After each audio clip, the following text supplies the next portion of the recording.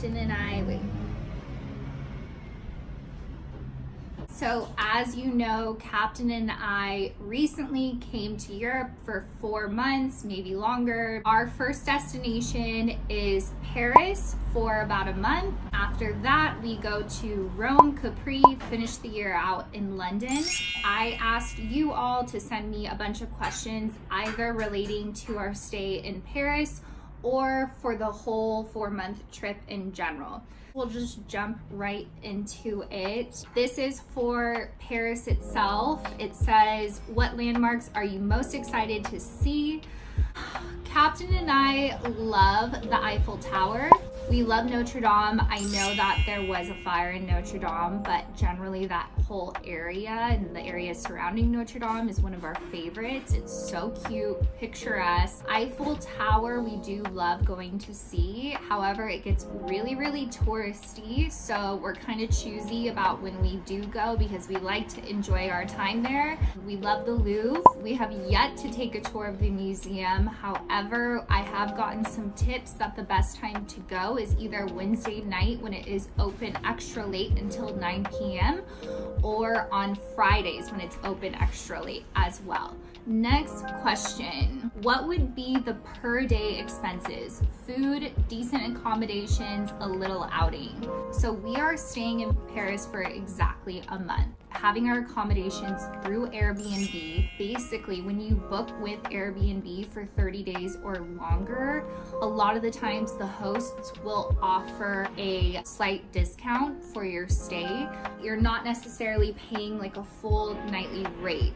Captain and I really strongly suggest staying in Airbnbs or apartments. You get a kitchen and you don't have to eat out every night. We like to just be as healthy as possible. The kitchen really works well for us, as well as an actual apartment living space. You can find a decent studio, central Paris, meaning close to the river, anywhere from $2,000 to $3,000 a month. Originally, we booked on the lower end of that range. When we arrived in Paris, it was way too small. It was a studio. It had a beautiful balcony and a great location with a great view. However, it just was way too small. Like Captain and I, we would have just been on top of each other the entire time. We called Airbnb, we got them to switch our reservation. We had to up our budget towards the higher end of the $2,000 to $3,000 range. We got this amazing loft. If you haven't seen the tour, I'll link it here. Captain and I uploaded a tour of our loft. We're in love. It's the perfect location, the perfect layout. I'm so happy with that. Food, daily expenses, and a little outing. Captain and I are very big on cooking meals at home and doing a lot of grocery shopping. We probably end up spending about 15 to 20 euro a day for all of our meals for 2 people. So that's 125 to 150 euros a week for 2 people. And then little outings, like little dinners here and there. You can get a pretty great dinner with like that perfect view, that cafe.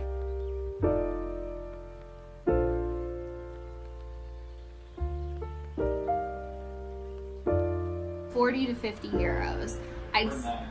For nice. There are cheaper eats. We're from San Diego, so cheaper eats for us would be something like taco shop or maybe fast food burger chains, stuff like that. Yes, there are McDonald's here, but like obviously you don't want to come all the way to Paris for McDonald's food. So cheap eats, you can really find them in the area of Saint Michel. And they have Greek food, Moroccan food. They have a lot of kebab. And they do have burgers and fries here as well, but it's more of like a French spin. So don't think just because you want like a quick, fast, cheap bite to eat that you have to go to a chain like McDonald's or anything like that. You can still get a great Parisian experience. And for 2 people, if you're doing the cheap eats, it'll come out to 12 euro. If you're looking for outing like a bakery or crepe, crepes are usually 3 euros per person, depending on what you get in your crepe. If you're sitting down and having more of a formal dining experience with a crepe, it'll be about 4 to 5 euros. So still, it's really affordable. It's nothing too crazy. Would love to see what you packed. I'm gonna do a whole nother vlog on how Captain and I packed for Europe, because it would just kind of take a minute to explain it. I have to do my laundry, so I don't know exactly what I packed yet. And after I do my laundry, then I'll have a better idea.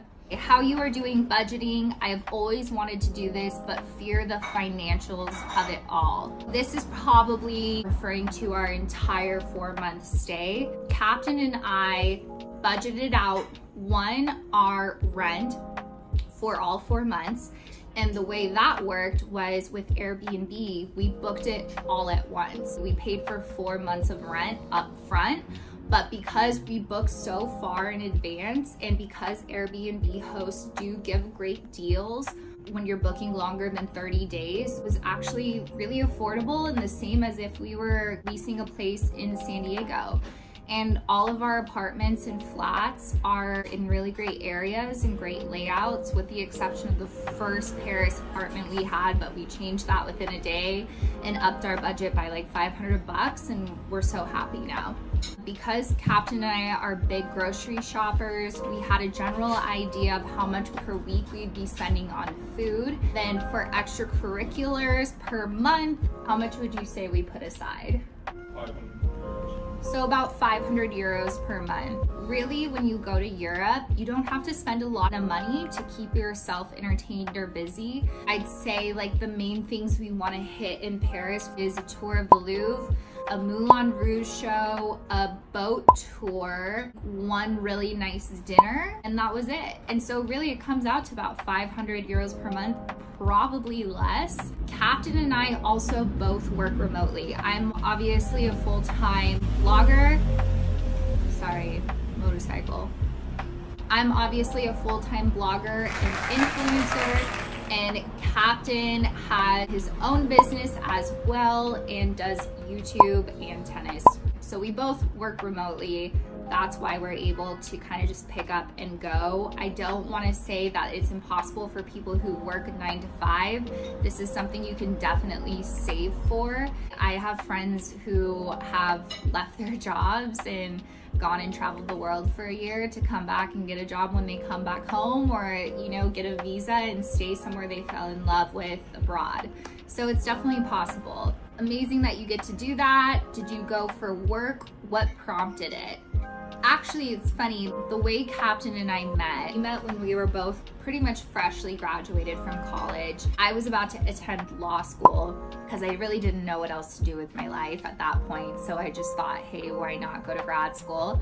And then Captain and I met, and he was playing professional tennis at the time, and he was about to go on this big European tour. We had such a great connection and we teamed up really well, and I think he recognized that, so he invited me to come along with him for the summer before I started law school. Basically, within our first year of knowing each other, we went to Europe for about 3 months together.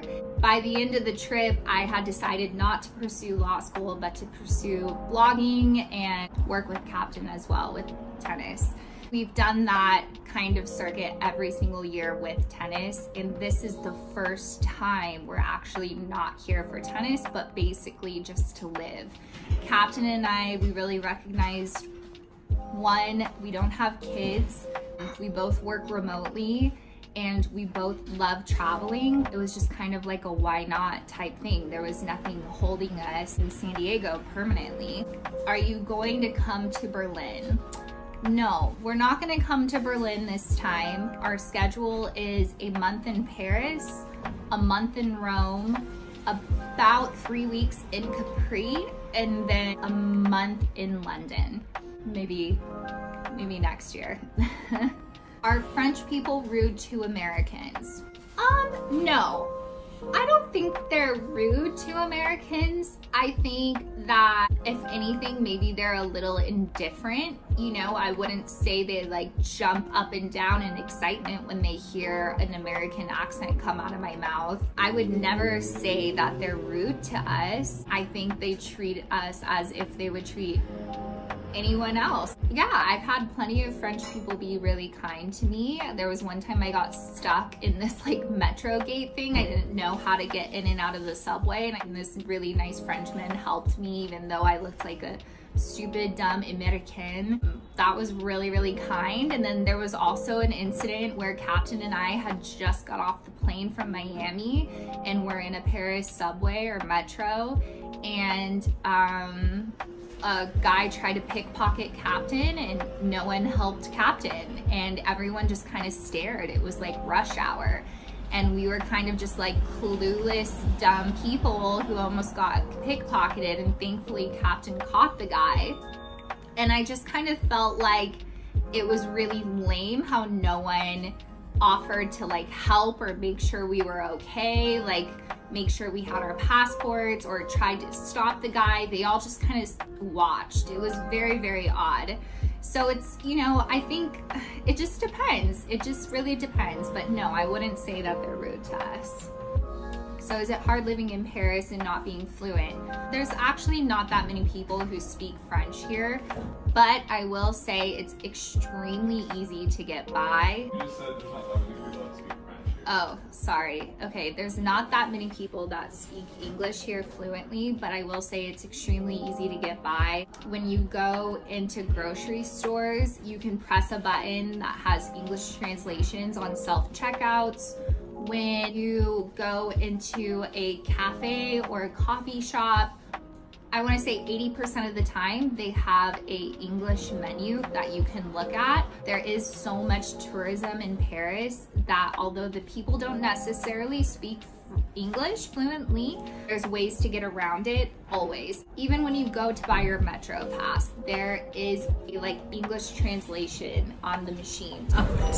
And when you land in Paris and you're trying to figure out your way, most of the time at the airport, when you're getting on and off the metro, there's someone who's in charge that does speak English, so they can help you out. So don't let that stop you from coming to Paris. Captain and I don't know a word of French other than oui, s'il vous plaît, and bonsoir. That's it, and au revoir. That's it. That's it. That's all we know, and we're totally fine.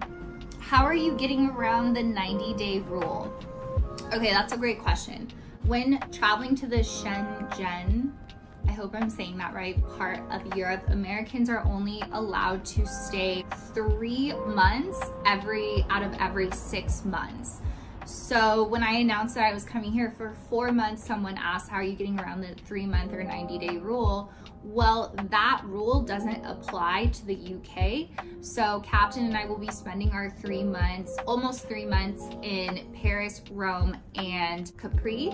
And then we go to London, and we have to wait the additional 3 months to pass until we can come back to like Paris or Italy or Spain. What? Oh, what you can do though is stay 6 months in the UK. Are you planning on visiting Belgium? So no, we're not planning on visiting Belgium this round, but I have to say Captain and I do love Belgium. Belgium is actually one of the first countries that we ever traveled to together when I was telling you about that tour Captain and I did, and we loved it. We went all the way up and down the coast of Belgium. We went into Bruges, which is one of our favorite places. Maybe next year if Captain does a European tour, I'm not sure, or maybe we'll just come to Bruges again because we really loved it there. That is it. If you have any more questions, please feel free to comment below and I will either comment back or answer them on the next vlog. Do you have any questions? Yeah. Captain just asked me how often I'm putting out YouTube videos. I will say the next YouTube video I think that will be coming up is how I managed to pack us for 4 months. I'll put a list with everything in it and kind of give you guys a little peek into my closet here. So if you guys need any recommendations, let me know. I'm here to help. Love you guys. See you next time.